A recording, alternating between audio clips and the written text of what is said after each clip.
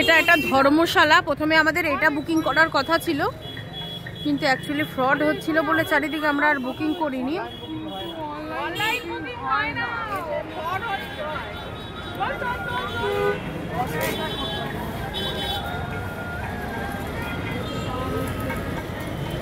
চল আমরা ওপারে যাই, গিয়ে দেখাই তোমাদের।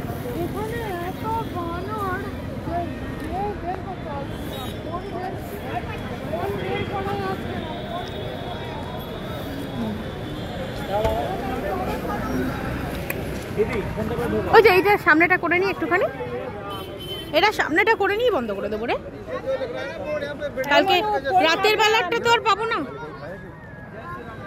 দেখো সবাই করছে, লিখছে।